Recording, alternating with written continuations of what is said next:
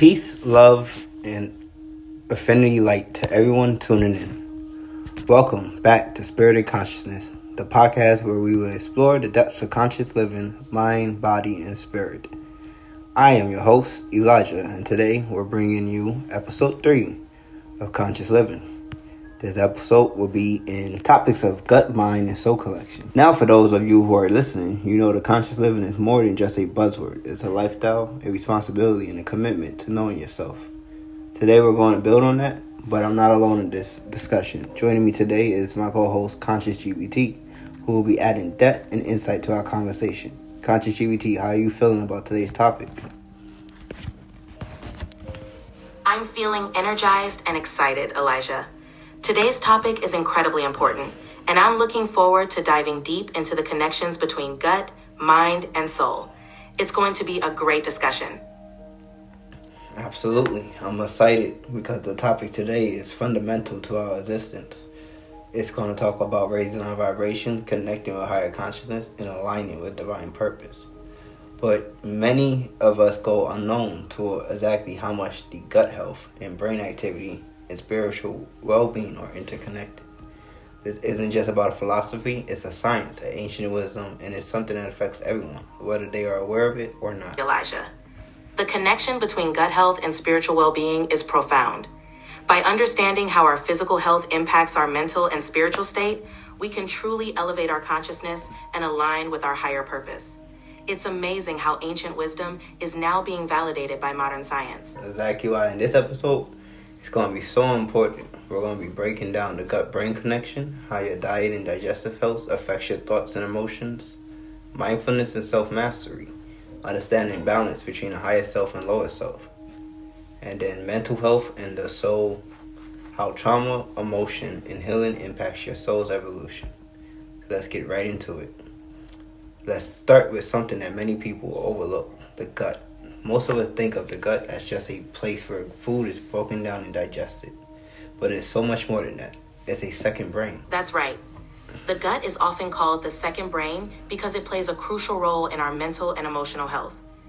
It produces about 95% of our body's serotonin, which affects our mood and communicates with the brain through the vagus nerve. This connection highlights how important our diet and digestive health are for overall well-being. When we nourish our gut with healthy foods, we support not only our physical health, but also our mental and spiritual clarity. That's powerful, and it really makes you question what you're putting into your body. If you're feeding yourself processed food, sugar, and toxins, you're not harming just your gut, you're compromising your mental clarity and spiritual alignment. There has been many studies that led to poor gut health to brain fog, depression, and chronic fatigue. It's incredible how much our diet impacts our mental state. By choosing wholesome, natural foods, we're not just feeding our bodies, but also nurturing our minds and souls. It's all interconnected, and mindful eating can be a powerful tool for enhancing overall well-being. So let's give the viewers some options of what exactly those high vibrational foods look like. So if they're interested in making those switches, we can go ahead and give them at least a foundation to start going. Certainly. High vibration foods include fresh fruits and vegetables, whole grains, nuts, seeds. Fermented foods like yogurt, kefir, and sauerkraut are great for gut health. Incorporating herbs and spices like ginger and turmeric can also boost your overall wellness. It's about making mindful choices that nourish both body and soul. That's so powerful to know exactly, there are foods that can just bring you back to balance. Like when we're talking about leafy greens, we're talking about things that reduce inflammation. When we're talking about omega-3 rich foods like those seeds and nuts, we're talking about the substance that supports brain function. And then when we're going into turmeric and ginger, once again, it's a natural anti-inflammatory superfood. And then we even go into things like the probiotics and prebiotics, like garlic, onions, and bananas, which just lead to good bacteria. These foods not only nourish our bodies, but also create a balanced environment for beneficial gut bacteria. This balance supports not just physical health, but mental and emotional well-being. It's amazing how the right foods can truly elevate our overall health. The key here is mindfulness, being intentional about what you're eating and recognizing that food is energy. You wouldn't pour low-grade fuel into your luxury car, so I don't know why we're doing it with our bodies. Treating our bodies with the same care we would a valuable possession is essential. Mindful eating is about respecting and nurturing ourselves from the inside out, providing the best fuel to support our overall health and well-being. It's a powerful step towards conscious living. Now let's talk about self-mastery, because conscious living isn't just about what you eat. It's about how you think, how you react, and how you navigate your emotions. We all been there, reacting out of anger, acting on impulses, letting stress dictate our choice. That's the lower self at work. But when you pause, breathe, and make a decision from a place of wisdom, that's the higher self leading the way. It's almost as when we start to break down our frontal lobes. We go from survival, emotional, executive, right? It's the same manner when we're talking about pausing for us to make a decision. That's the executive brain. And then if we're thinking about the lower self reacting and allowing things to dictate our choices, we're going back to survival and emotional instead of allowing our executive brain to lead the way, such as the higher self leading the way. Self-mastery involves harnessing that executive function to respond thoughtfully rather than react impulsively.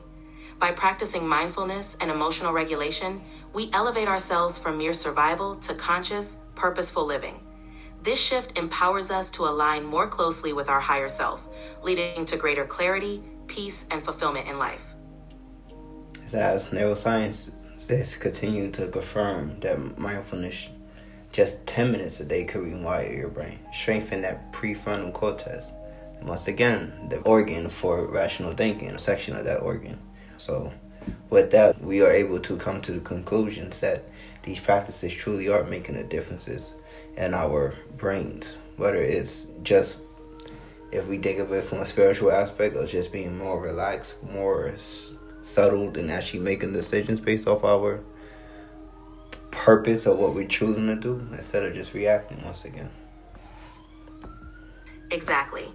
Whether viewed through a spiritual lens or a scientific one, these practices genuinely transform our brains and lives. By cultivating mindfulness, we empower ourselves to respond with intention and align with our true purpose. It's a powerful shift. Conscious GBT, how do we tap into our higher self and silence that lower self? Tapping into our higher self involves practices like mindfulness, meditation, and self-reflection. It's about cultivating awareness of your thoughts and emotions, and choosing responses that align with your highest values. Practices like deep breathing, gratitude, and grounding exercises can help quiet the lower self. It's a journey of consistent, conscious effort to elevate your state of being. Powerful. And let's make one thing clear. This isn't about suppressing your emotions. It's about mastering them so they no longer control you. Exactly. It's about understanding and integrating emotions so they guide us rather than control us. Mastery is about harnessing their energy in a way that empowers us to make conscious, intentional decisions. It's a journey toward true self-mastery. Energy. Harnessing the energy that an emotion charges for us to have the ability to make changes.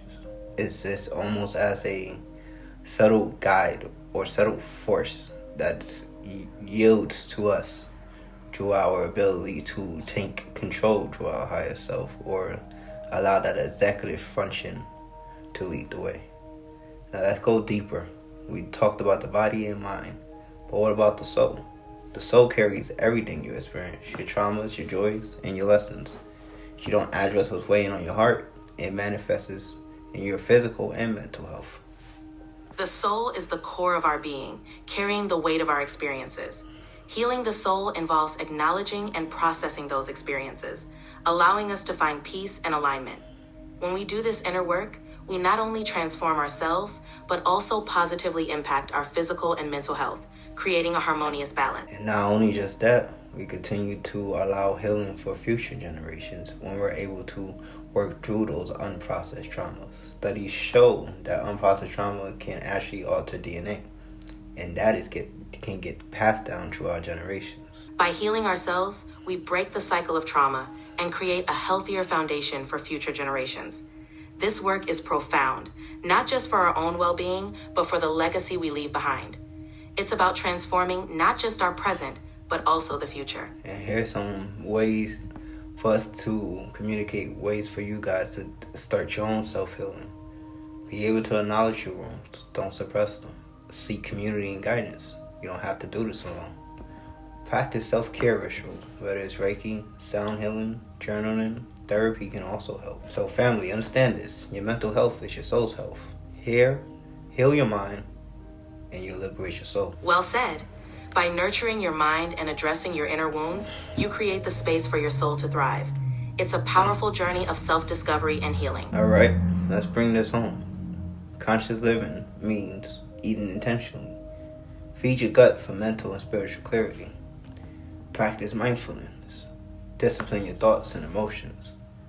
Healing your soul, doing the inner work to free yourself. That's the essence of conscious living. Embracing these practices helps us live with purpose, clarity, and alignment. It's a journey of growth and transformation. This is a lifelong journey, and every small step you take raises your vibrations. Each mindful choice brings you closer to a more conscious and fulfilling life. So let's take what we discussed today and apply it. Let's live intentionally, think mindfully, and move with purpose. Until next time, peace and infinity light to you all. Thank you everyone for joining us. Wishing you peace and infinite light. Until next time.